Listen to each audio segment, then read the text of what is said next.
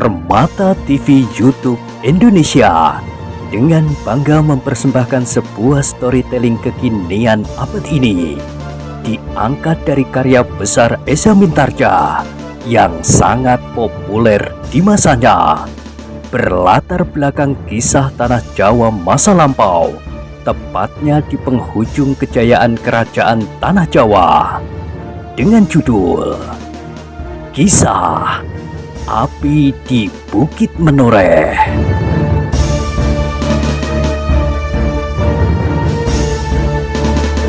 Pada kesempatan yang sangat baik ini, kita masuk pada episode yang ke-342.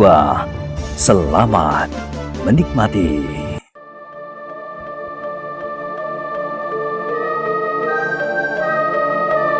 Pada episode sebelumnya telah diceritakan, Pandan Wangi tidak menjawab, tetapi kemudian ia melangkah menghampiri pintu yang diselarak dari luar.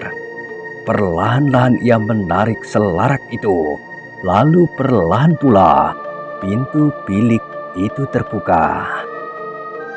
"Paman," desis Pandan Wangi sebelum ia memasuki bilik itu. Argojoyo yang duduk termenung di atas pembaringannya mengangkat wajahnya. Ketika ia berpaling memandang ke arah pintu, dilihatnya seorang gadis dengan ragu-ragu memasuki biliknya. "Paman," sekali lagi Pandan Wangi berdesis.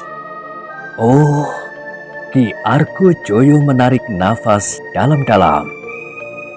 "Kau Wangi?" "Iya, Paman." "Jangan masuk. Udara sangat lembab dan aku hampir tidak dapat bernafas di dalam bilik yang sempit dan gelap ini." Pandan Wangi tertegun sejenak. "Apakah keperluanmu, Wangi?" "Aku akan berbicara sedikit, Paman."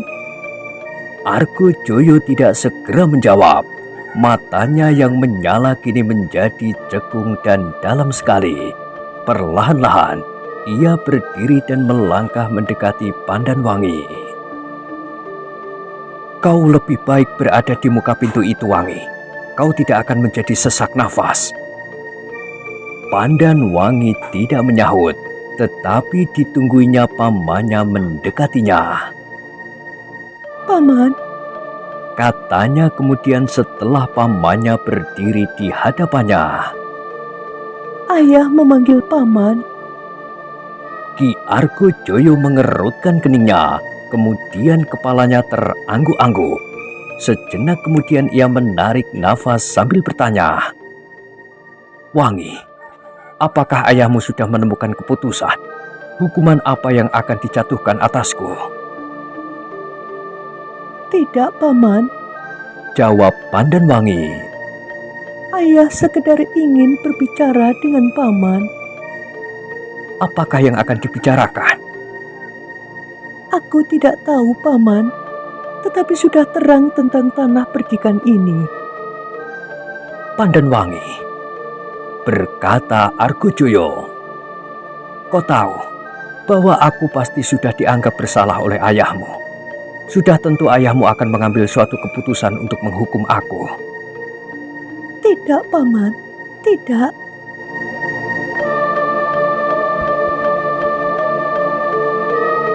"Sejak semula, ayahmu tidak mau bertanggung jawab terhadap semua tindakanku dan Sidanti yang menyangkut kekuasaan pajak. Itulah sebabnya Sidanti mencoba mencari kekuatan dibantu oleh gurunya. Karena aku terlibat dalam masalah tambak wedi yang langsung berbenturan dengan kekuasaan Pajang di selatan yang dipimpin oleh Untara, maka aku tidak mempunyai pilihan lain daripada mencoba mencuri kekuatan bersama Sidanti untuk menghadapi setiap tindakan Pajang atas diri kami." "Tetapi ternyata Pajang tidak berbuat apa-apa, Paman. Bahkan sekarang mereka tidak akan sempat lagi untuk mengurus masalah-masalah yang kecil seperti itu." "Kenapa?" "Aku tidak tahu pasti. Tetapi Ki Gede Pemanahan sudah tidak menjadi panglima lagi. Bersama putranya, Mereka membuka hutan Mentauk di sebelah Kali Progo.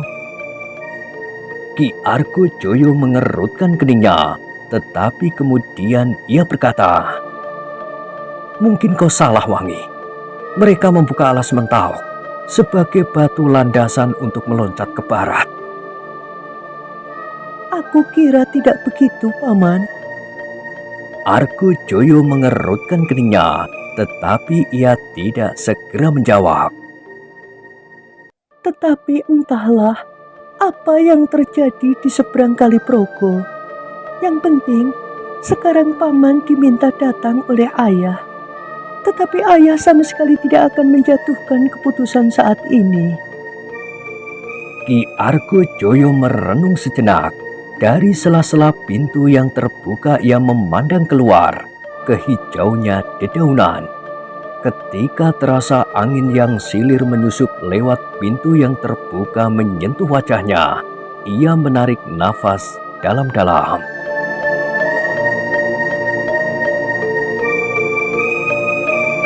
Marilah, Paman, berkata Pandanwangi.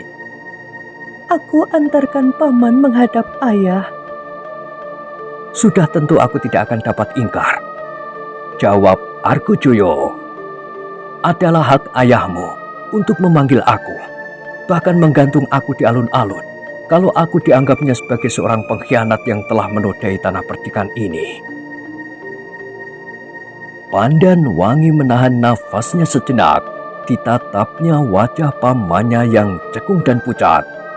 Tetapi pada wajah itu kini sudah tidak dilihatnya lagi gelora yang menyala seperti sebelum terjadi peperangan yang telah membuat tanah perdikan menoreh menjadi abu. Wajah yang pucat itu kini seolah-olah seperti wajah telaga yang tenang, pasrah. Paman, berkata Pandanwangi kemudian, aku menjamin bahwa Ayah tidak akan menghukum Paman. Apabila Paman sejak kini masih tetap menjadi seorang putra menoreh yang bersedia untuk bersama-sama membangun tanah ini kembali. Jangan, Pandanwangi, potong pamannya. Jangan memberikan jaminan apa-apa. Kalau kau berbeda pendirian dengan ayahmu, maka akan timbul persoalan-persoalan berikutnya sebagai akibat jaminan yang kau berikan itu. Pandanwangi menarik nafas dalam-dalam. Sifat-sifat itu masih juga ditemui pada pamannya yang agaknya sudah pasrah.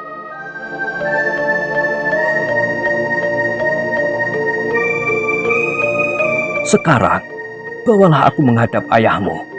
Apapun yang akan diperlakukan atasku, aku tidak akan dapat ingkar. Aku tidak dapat menolak dengan cara apapun, kasar atau halus.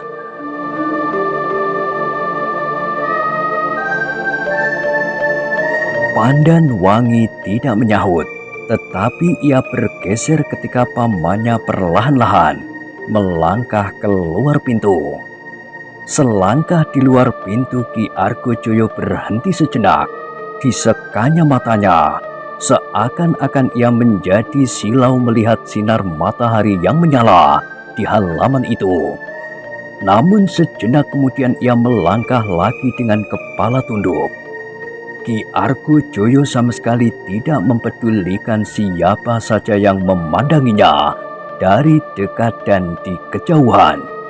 Ia tidak melihat gembala tua itu, Gupolo dan juga Gupito, Ki Sumangkar dan bahkan Sekar Mirah yang memandanginya dengan tatapan mata yang tidak berkedip.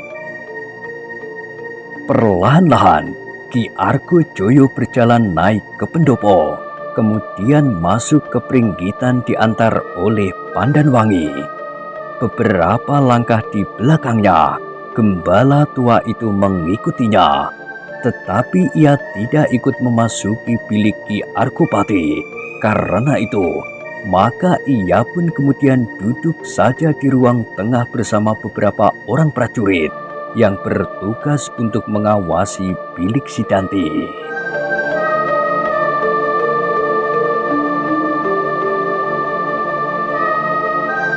Ketika kaki Ki Argojoyo memasuki bilik kakaknya yang masih berbaring, rasanya kaki itu menjadi lemah dan gemetar.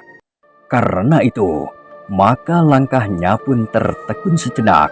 Terlampau sulit baginya untuk mengendalikan perasaannya yang tiba-tiba saja bergolak.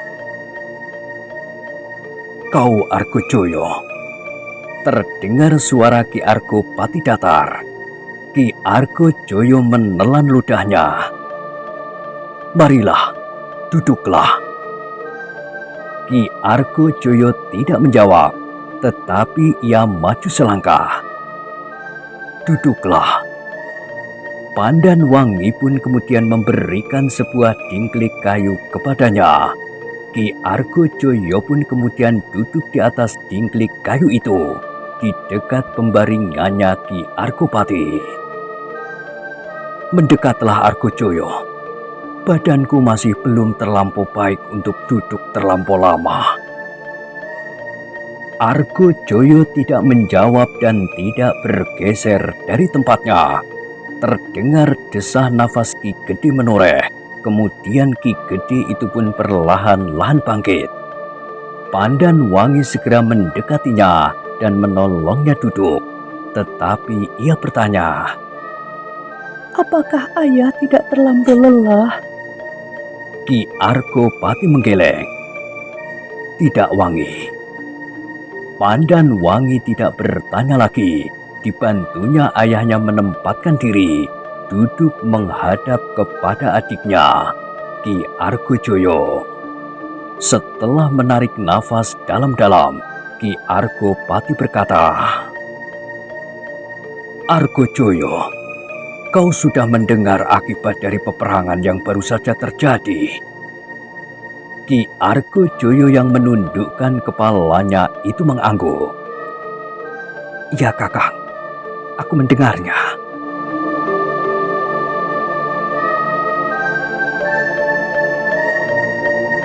"Baik," sahut Ki Argopati. "Bukankah kau juga mendengar bahwa tanah perdikan ini sudah benar-benar menjadi abu?" "Ya Kakang." "Ini adalah suatu contoh dan pengalaman yang baik bagi masa depan. Setiap perpecahan tidak akan membawa manfaat apapun bagi tanah ini. Seandainya Ki Tambak Wedi, kau dan si Danti memenangkan perang yang baru saja terjadi itu, kalian pun pasti hanya akan menemukan sisa-sisa seperti tanah perdikan ini sekarang. Kerusuhan masih terdapat di mana-mana. Setiap saat, rakyat masih selalu dicekam oleh ketakutan. Mereka yang selalu menghantui rakyat tanah perdikan menoreh ini." Dan tiba-tiba saja Ki Argopati bertanya, "Bagaimana dengan anakmu?" Ki Argojoyo menarik nafas dalam-dalam. Dengan kepala yang masih menunduk, ia berkata, "Aku tidak tahu apa yang telah terjadi atasnya. Pandan Wangi sudah mencoba mencarinya." Ki Argojoyo tidak menyahut, sedang Pandan Wangi menjadi berdebar-debar. Untunglah bahwa mereka tidak membicarakan anak itu lebih jauh. "Itu adalah salah satu gambaran Argojoyo," berkata Ki Argopati. "Ayah yang terpisah dari anak, anak yang terpisah dari ibu, dan istrinya yang terpisah dari suami." Argojoyo masih tetap berdiam diri. Meskipun hal itu dapat dianggap wajar terjadi dalam peperangan, tetapi alangkah baiknya kalau peperangan, perpecahan, lebih-lebih di antara keluarga sendiri itu tidak terjadi. Dengan demikian tidak akan ada suami yang terpisah dari istrinya, ibu yang terpisah dari anaknya, dan anak yang terpisah dari bapaknya. Lebih menyedihkan lagi, apabila anak dan ayah, adik dan kakak telah memilih pihak yang berlawanan, seperti yang sudah terjadi atas kita berdua. justru sebagai pusat perhatian orang-orang dari telatah Menoreh ini, maka jalur perpecahan itu akan membelah seluruh rakyat tanah perdikan ini, bahkan akan membelah keluarga-keluarga dan saudara-saudara sekandung seperti kita pula. Ki Argo Joyo masih saja menundukkan kepalanya, tetapi kata-kata kakaknya itu telah menyentuh hatinya. Terbayang kembali peristiwa-peristiwa yang telah terjadi di atas tanah perdikan ini. Pertempuran demi pertempuran, kekerasan dan perampasan yang hampir tidak terkendali atas rakyat yang seakan-akan tidak terlindungi lagi. Dan tiba-tiba Ki Argo Joyo itu memandang ke dirinya sendiri. Benarkah bahwa ia melakukan perlawanan atas kakaknya itu hanya karena ia memerlukan perlindungan terhadap orang-orang Pajang yang mungkin masih mencarinya sampai ke tanah perdikan Menoreh? Benarkah bahwa ia tidak mempunyai pilihan lain kecuali berpihak kepada Si Danti dan Ki Tambakwedi karena ia sudah terlanjur terlibat dalam peperangan di Tambakwedi?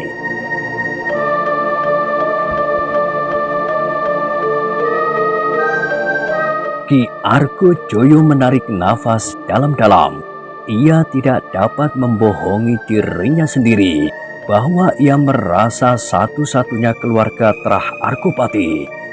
Kalau Ki Argopati tidak ada lagi, maka ia adalah satu-satunya waris yang sah atas tanah perdikan ini. Sudah tentu ia harus menyingkirkan Pandanwangi pula. Ia tidak lagi terhalang oleh Si Danti, karena ia akan segera dapat mengumumkan bahwa Si Danti sama sekali bukan darah keturunan Ki Argopati. Tetapi yang terjadi kini adalah sama sekali tidak seperti yang dibayangkannya waktu itu. Yang terjadi, tanah perdikan Menoreh kini menjadi abu setelah terbakar oleh peperangan di antara keluarga sendiri. Dan Ki Argo Joyo yang sedang merenung itu kemudian mendengar suara Ki Argopati. Argo Joyo, apakah kau merasakan semuanya itu kini?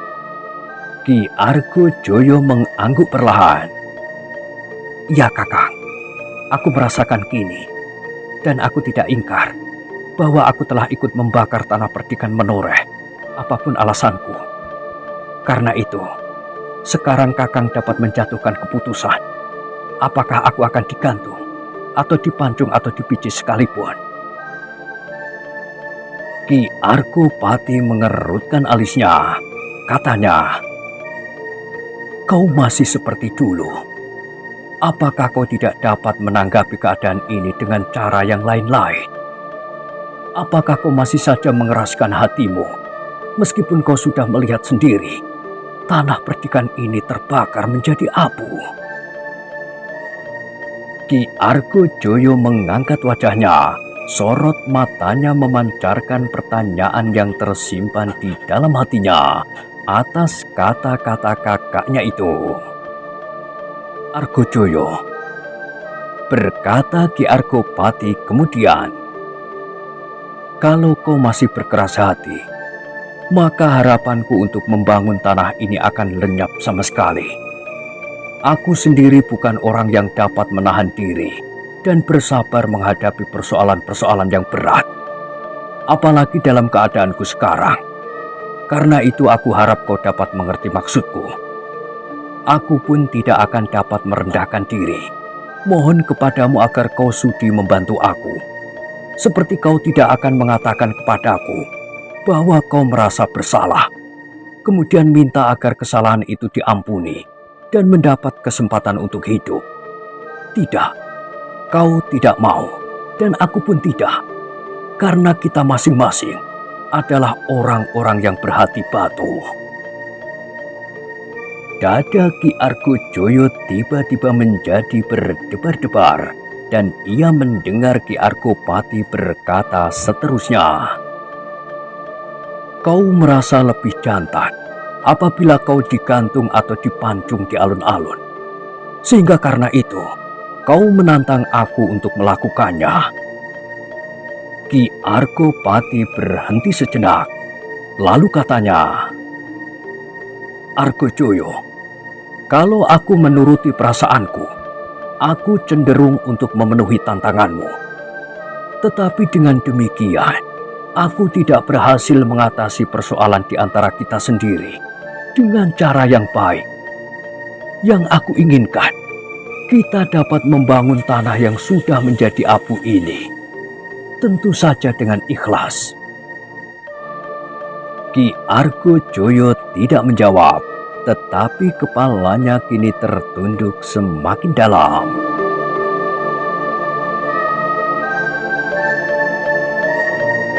Kita masing-masing harus bersedia mengorbankan sebagian kecil harga diri kita masing-masing.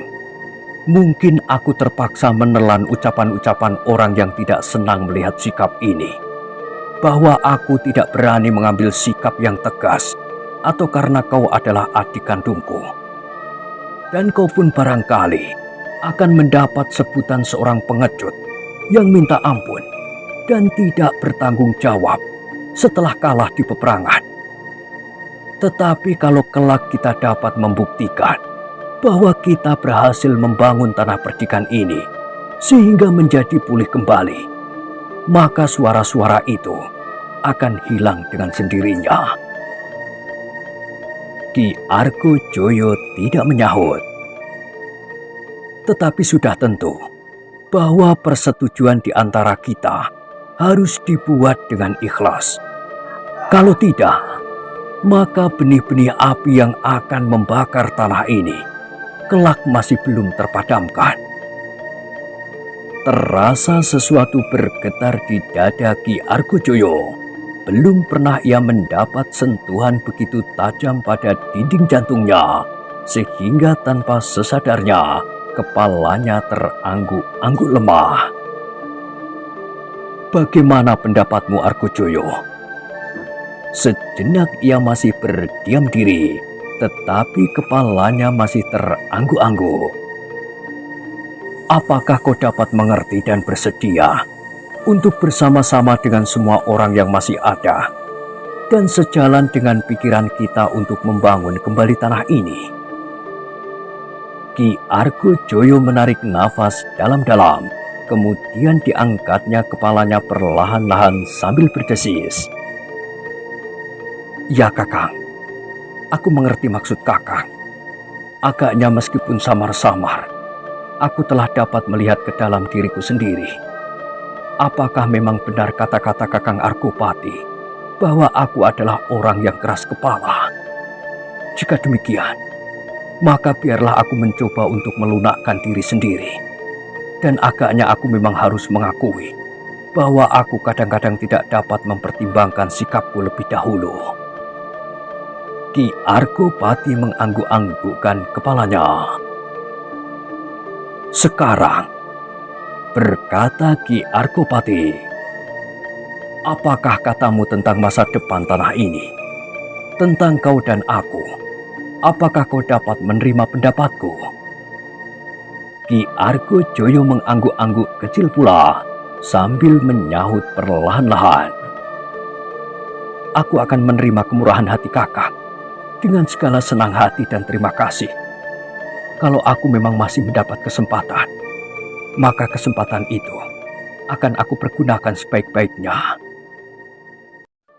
Sejenak Ki Argopati berdiam diri sambil menatap wajah adiknya, seakan-akan ingin mengunyah jawaban itu di dalam hati. Seperti keharapan telah tumbuh di dalam dada Ki Argopati bahwa ia akan dapat menyiapkan kembali tanah perdikan Menoreh, meskipun ia masih harus tetap mempunyai kecurigaan bahwa masih ada benih-benih yang dapat menyalakan api di kemudian hari. Agaknya laporan-laporan tentang Argojoyo ada juga benarnya, katanya di dalam hati. Setelah ia mendapat kesempatan menilai perbuatannya, maka agaknya ia menemukan kesadarannya. Tanpa sesadarnya Ki Arkopati mengangguk-anggukkan kepalanya ketika terpandang olehnya wajah putrinya Pandanwangi. Maka putrinya itu pun mengangguk kecil.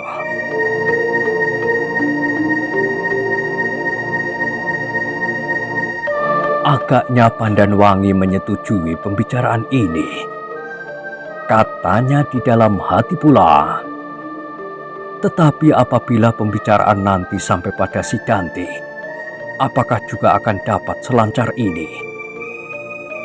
Sejenak mereka yang ada di dalam ruangan itu saling berdiam diri, tenggelam dalam angan-angan masing-masing. Argojoyo, berkata Ki Arkopati kemudian, aku merasa bahwa aku pun akan segera sembuh sama sekali. Kalau kau dapat melupakan apa yang terjadi, maka aku kira tanah ini akan segera pulih kembali seperti sedia kala. Argojoyo tidak menjawab, tetapi ia mengangguk-anggukkan kepalanya. Argojoyo, berkata Ki Arkopati kemudian, aku akan segera mempersiapkan segala sesuatunya. Aku juga akan segera bertemu dengan Sidanti. Mudah-mudahan hatinya pun sudah terbuka. Dengan demikian, kita akan segera dapat bersama-sama membangun tanah yang tinggal sisa-sisanya ini. Tetapi dada Argojoyo tiba-tiba menjadi berdebar-debar. Ia mengenal benar sifat Sidanti yang keras seperti batu hitam. Karena itu, apakah usaha Ki Arkopati itu akan berhasil?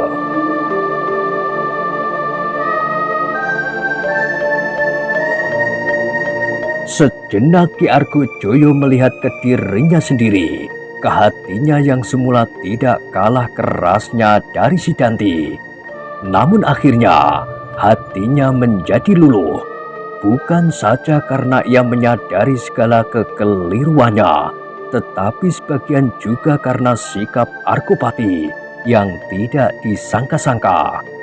Menurut pengenalan Ki Argojoyo, kakaknya itu pun berhati padas. Namun agaknya kali ini ia sempat mempergunakan nalarnya, bukan sekedar perasaannya.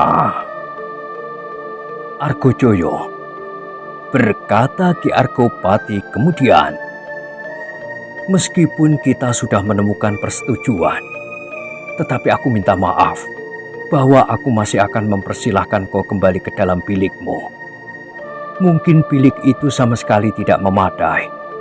Setelah aku menemukan kesamaan pendapat dengan Sidanti, kita akan segera berbuat sesuatu.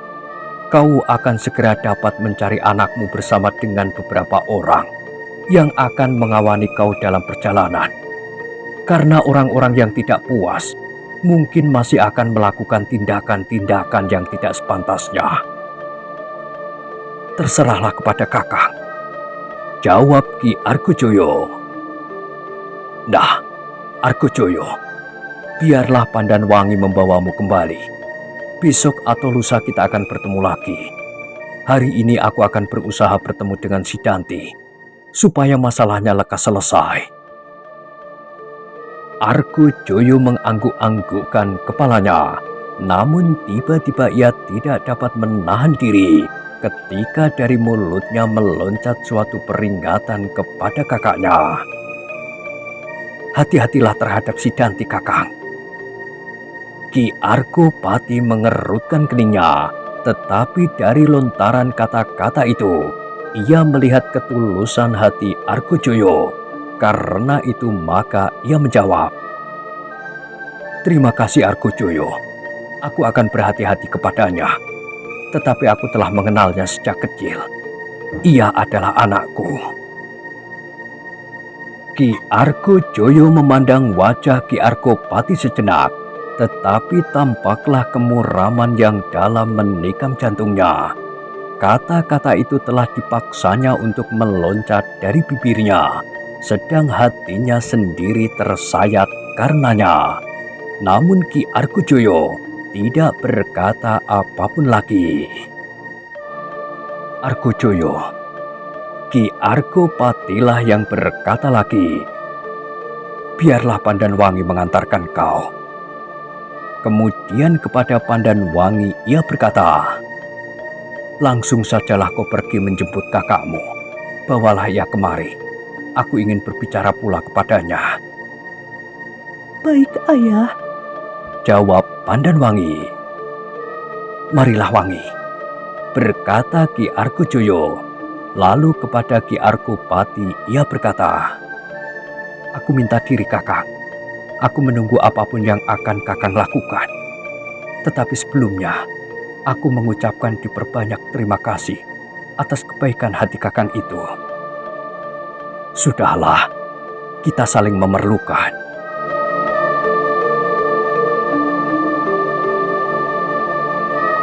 Pandanwangi pun kemudian mengantarkan pamannya keluar dari bilik ayahnya. Di ambang pintu, Pandanwangi melihat gembala tua itu duduk di antara mereka yang bertugas menjaga Sidanti. Gembala itu tidak percaya lagi kepada Paman Argojoyo dan barangkali juga kepada Kakang Sidanti, katanya di dalam hati. Tetapi ia tidak mengucapkan kata-kata itu. Ketika Argojoyo juga melihat gembala itu, maka ia pun segera berpaling. Ia masih belum dapat mengatur perasaannya apabila ia melihat orang-orang dari luar tanah perdikan ini, tetapi terlampau banyak ikut mencampuri masalah di dalam wilayah ini.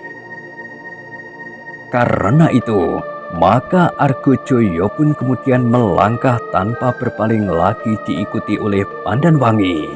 Apalagi ketika di luar pendopo, ia melihat Kupito dan Kupolo, dan bahkan Sekar Mirah ada di antara mereka.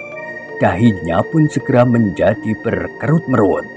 Tetapi tidak ada yang dapat dilakukannya selain membuang wajahnya.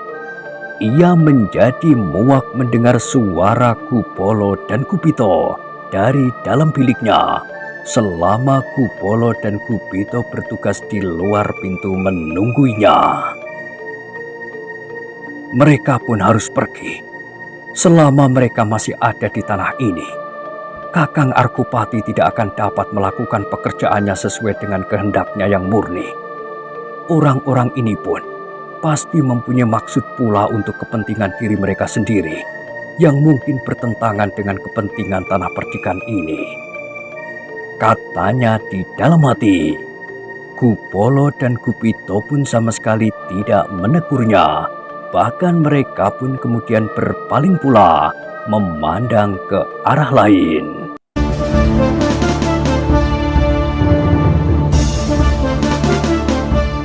Nah, bagaimanakah kisah selanjutnya? Silahkan ikuti terus kisah Api di Bukit Menoreh pada episode berikutnya. Sampai jumpa.